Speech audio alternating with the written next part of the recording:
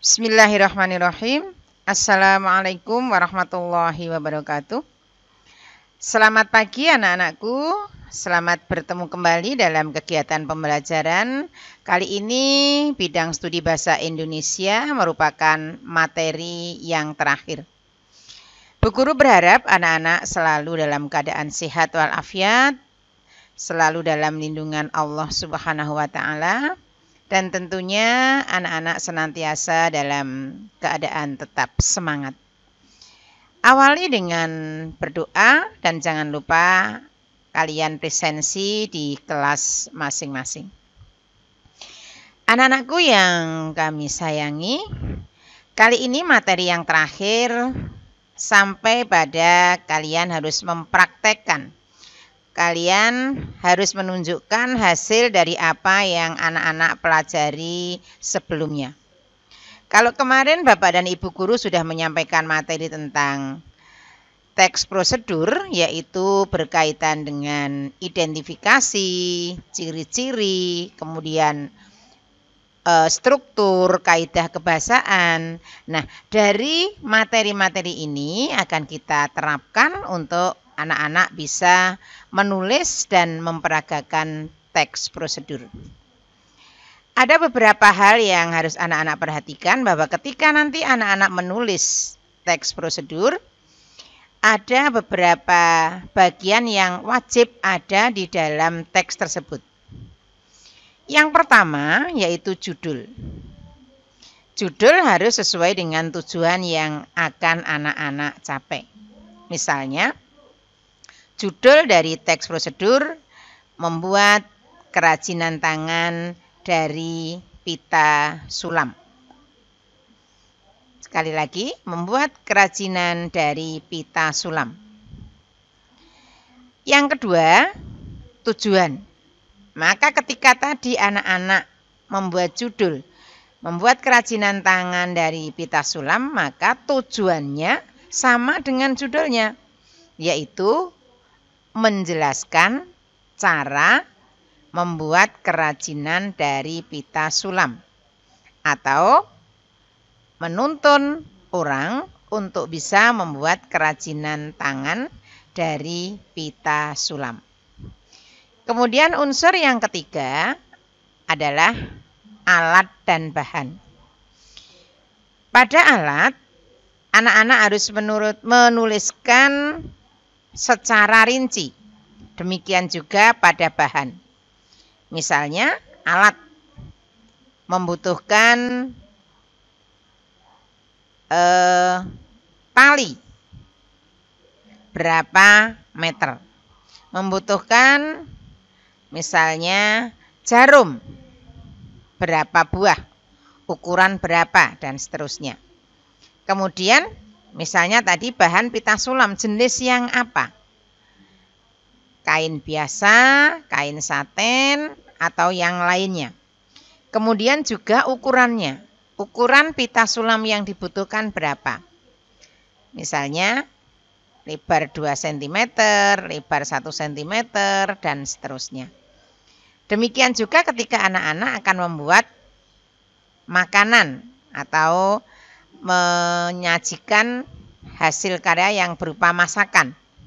Bahan ditulis, misalnya 1 telur berapa buah, 2 terigu berapa on, 3 cincangan daging berapa on, dan seterusnya. Jadi harus lengkap pada alat dan bahan. Kemudian yang keempat, yang harus ada adalah langkah-langkah atau urutan kerja. Langkah-langkah di sini harus ditulis secara rinci, kemudian bahasanya harus singkat, mudah dipahami, kemudian juga urut. Ingat, langkah-langkah semua menggunakan kalimat perintah. Misalnya, siapkan 3 meter pita sulam dengan warna berbeda. Sediakan bahan-bahan sebagai berikut. Potong masing-masing bahan dengan ukuran 0,5 cm dalam bentuk dadu atau yang lainnya.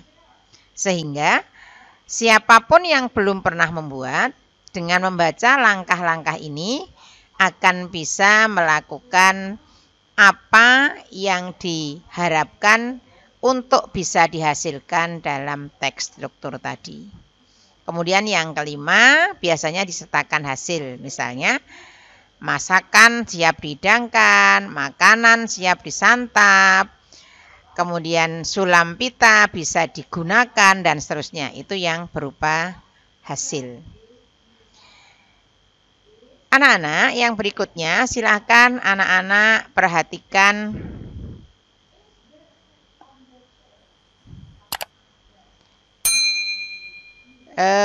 video berikut ini.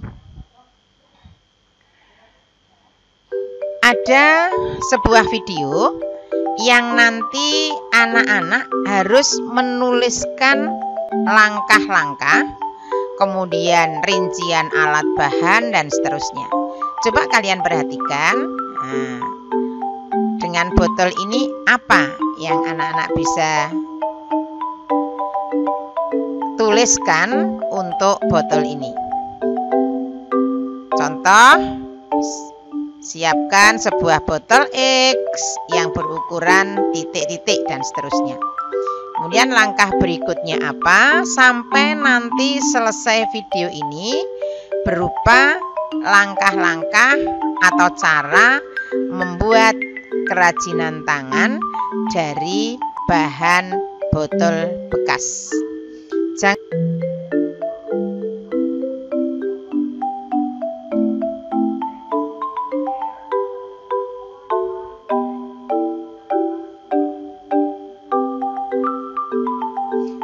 Ya, sekali lagi anak-anak, ketika nanti anak-anak menuliskan teks prosedur dari gambar ini, jangan lupa diawali dengan menuliskan tujuan. Kemudian di bawahnya ada langkah alat dan bahan. Sebutkan secara lengkap alat yang dibutuhkan apa, kemudian bahan yang dibutuhkan apa, lengkap dengan jenis serta ukurannya, bahkan sampai dengan jumlahnya.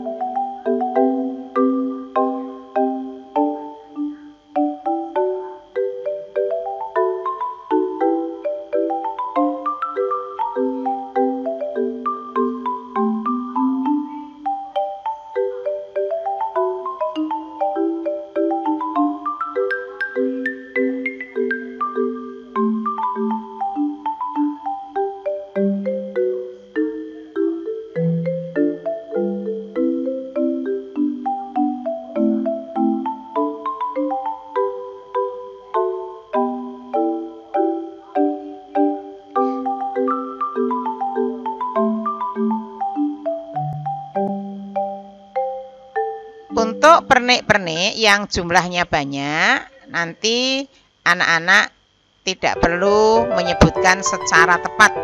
Misalnya, siapkan panel berwarna biru dalam bentuk lingkaran dengan jumlah yang banyak. Jadi tidak perlu disebutkan 10, 20, karena nanti sesuai dengan kebutuhan yang anak-anak akan gunakan untuk menghias kotak pensil tersebut.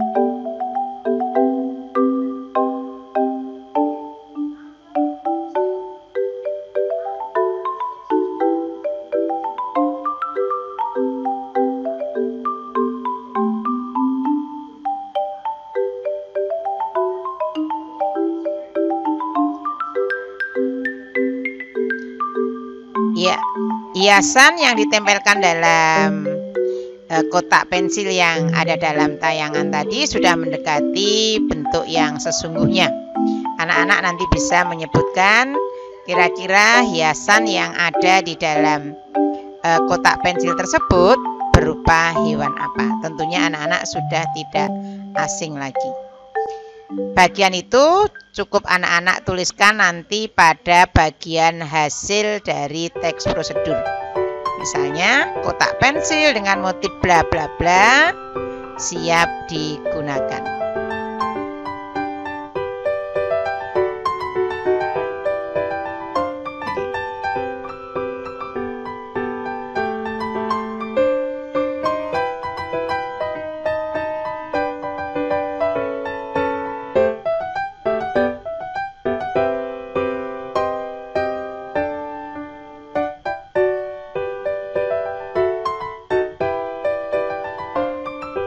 Ya, itulah tadi langkah-langkah atau urutan membuat kotak pensil dari botol bekas. Kami tunggu teks prosedurnya yang anak-anak buat, kemudian diteruskan dengan tugas yang berikutnya.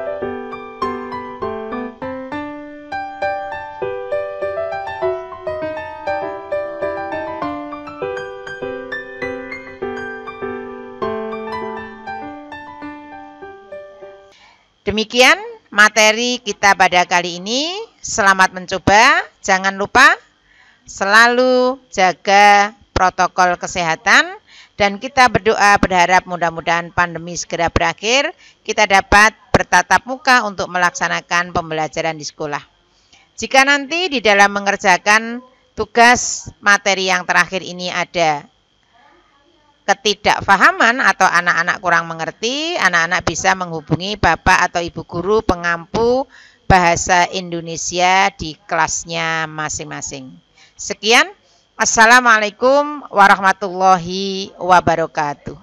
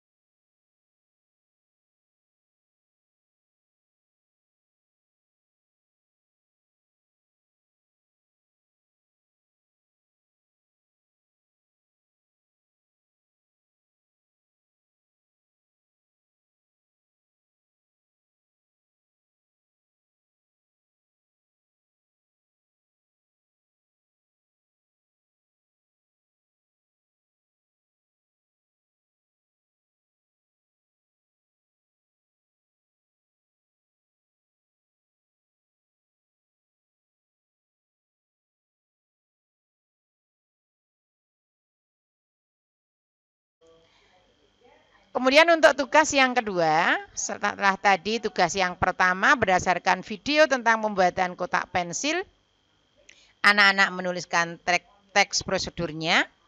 Tugas yang kedua adalah membuat sendiri produk dari kerajinan berupa barang bekas.